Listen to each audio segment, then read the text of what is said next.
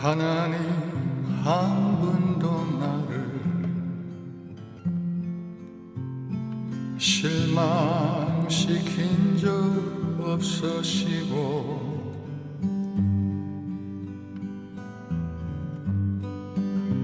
언제나 공평과 은혜로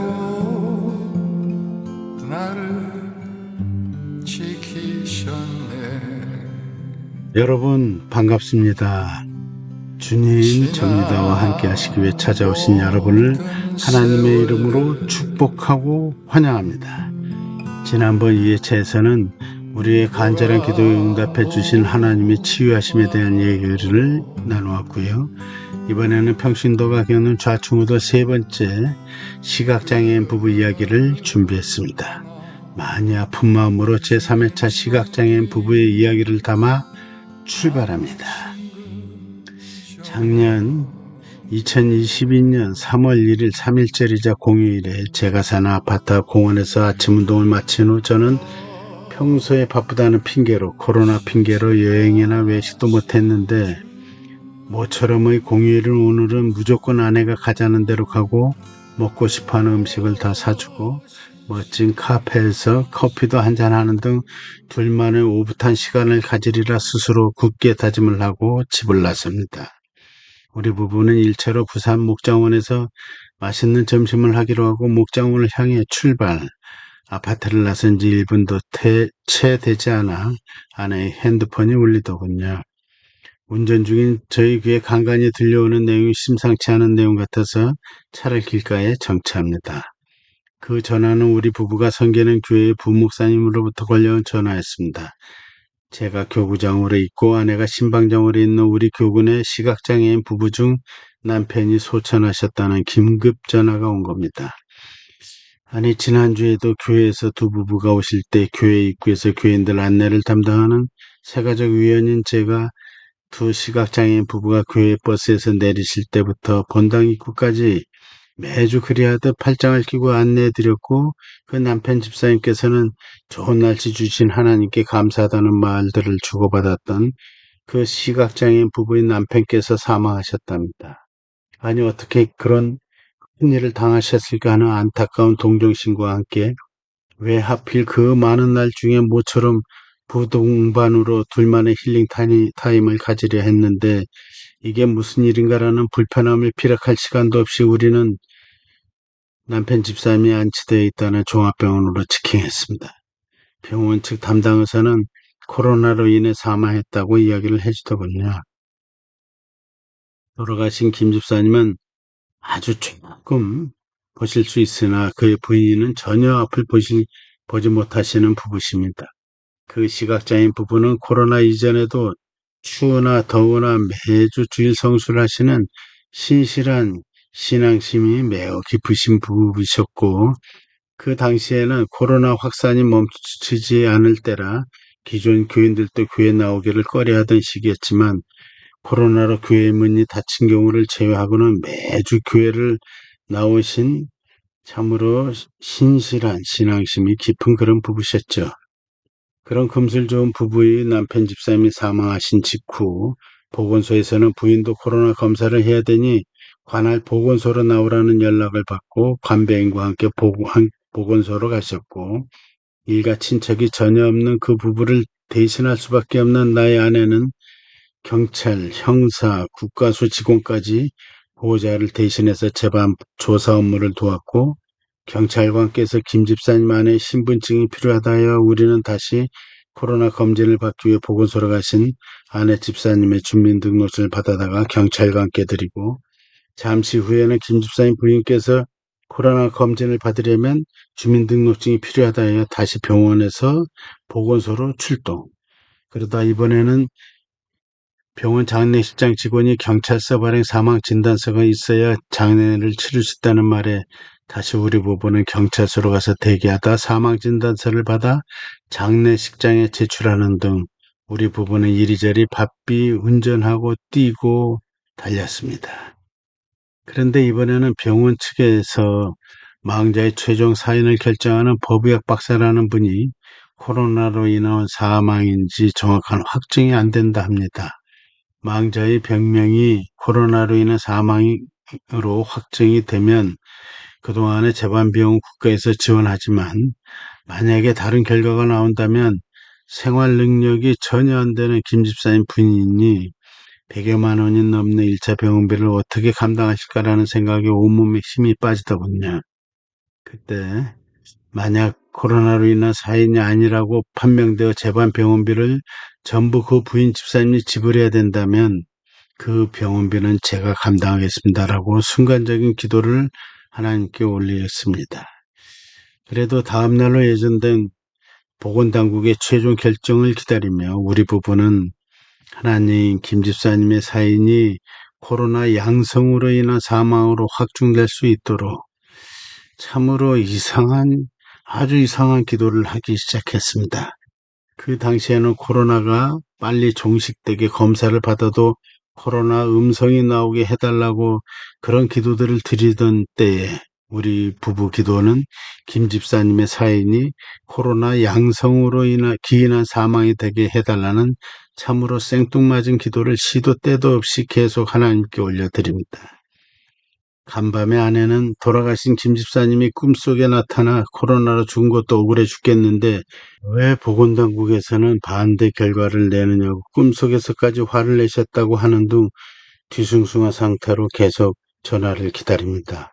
9시에 알려준다던 그 결과는 아무 소식도 없어 우리 부부는 요즘 보건당국이 코로나로 인한 사망이라는 인증을 잘 안 해준다는 사실이 현실로 나타날까봐 조그만 사업을 하는 저는 힘도 빠지고 일도 손에 안 잡히고 점심도 그냥 저녁 먹었습니다. 그날 오후에 결국 코로나로 인한 사망이라는 판명이 나왔습니다. 그 판정으로 홀로 된 부인께서는 병원비와 재반 장례비를 국가에서 처리해 주어 경제적 부담을 덜 수 있었습니다. 그런데 한 가지 기가 막힌 것은 김 집사님 부인은 코로나 양성 판명을 받아 결국 남편의 장례식장에 참석하지 못했고요. 떠나보내는 남편을 위해 어려서부터 굶기를 밥 먹듯이 한 남편의 관 속에 쌀 한 봉지를 꼭 넣어달라는 눈물의 부탁이 우리 부부를 울게 만들었습니다.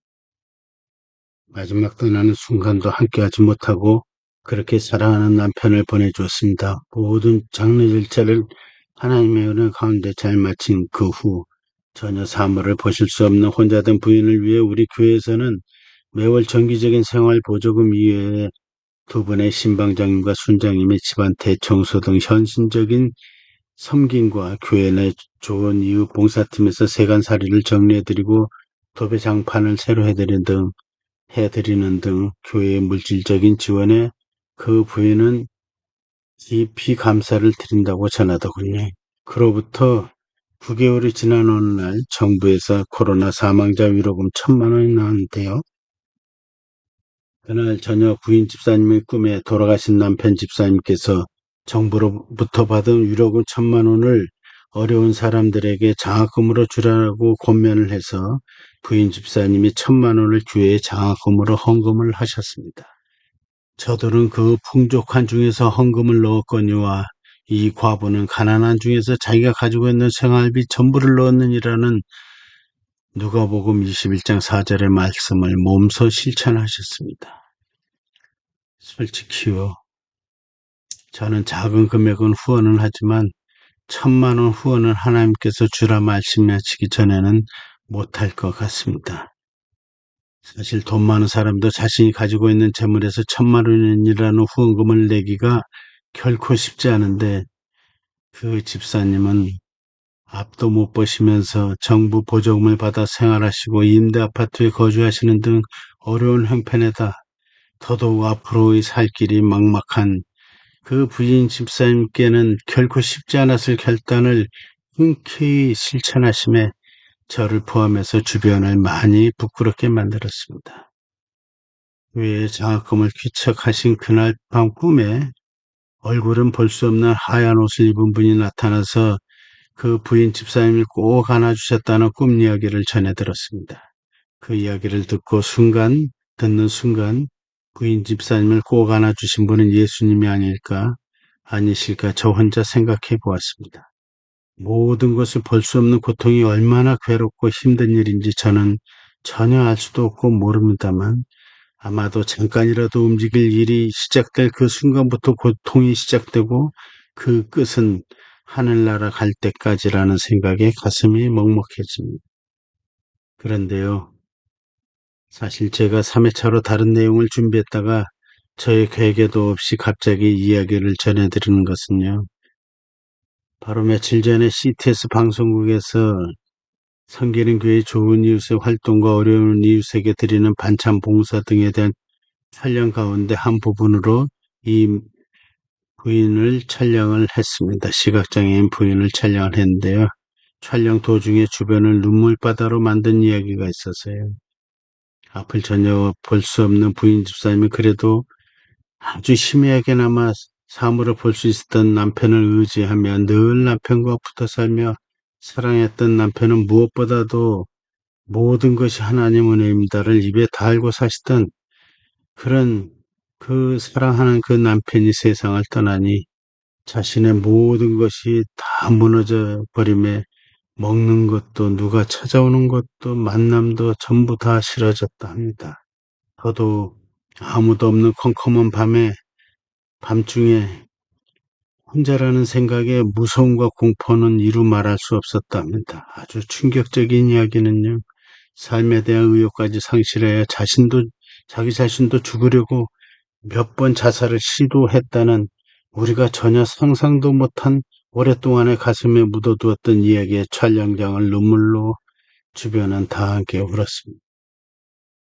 태어나서부터 어떤 세상인지 상상 속으로만 보며 주님만 의지하고 살아오신 그 집사님이 이 세상을 떠나려는 순간 그 순간마다 보이지 않는 어떤 힘이 막았다 하대요.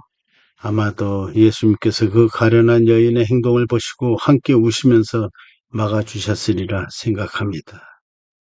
야베스 유의 혼자 생각은요. 남편을 잃으신 후에 간병인도 교회 권사님으로 교체되어 매주 간병인 권사님과 함께 교회에 나오시길래 잘 계시는구나.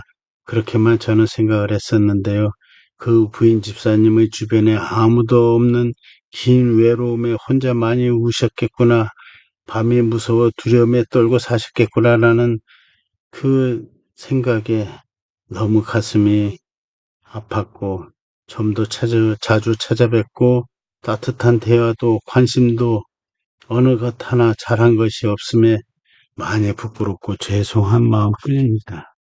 이번 시각장애인 부부의 이야기를 통해 하나님께서 주신 감동은 시각장애인 부부는 우리들 육적인 눈에는 작은 자로 보일지라도 어려운 환경 속에서도 이웃사랑을 실천한 운명 큰 자임을 깨닫게 해주셨습니다.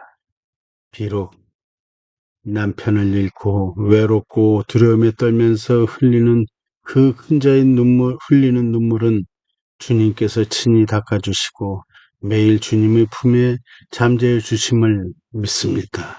주님의 시선이 머무는 우리 주변의 작은 자에게 저희 시선도 몸도 행동도 함께하도록 도와주시옵소서. 생각만이 아닌 실천하는 자가 되게 하옵소서. 그 부인 집사님과 우리 주변에서 힘들고 고통 속에 하루하루 힘겹게 살아가고 있는 작은 자들의 삶, 그리고 외로움에 지친 그 서글픈 아픔을 너는 아는가? 예수님께서 그 시각장애인 부인 집사님 안에서 나를 지켜보고 계신다면 우리들에게 거친 말로 눈으로까지 무시당하거나 멸시받는 지극히 작은 자 안에 예수님도 함께 계신다면 이것은 여러분에게 묻는 질문이 아니고 저 자신에게 묻는 질문입니다. 오늘도 예수님께서는 나의 사랑, 나의 어여쁜 자야 일어나서 함께 가자 말씀하시네요. 우리 주변의 어려운 분들과 함께 예수님 뒤를 졸졸졸 따라가길 원합니다. 오늘은 여기까지고요. 그럼 다음에 봬요. 안녕.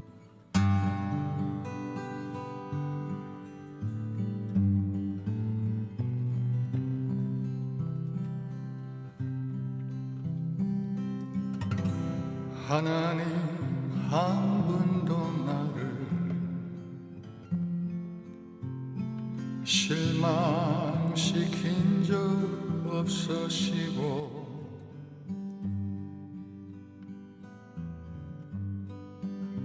언제나 공평과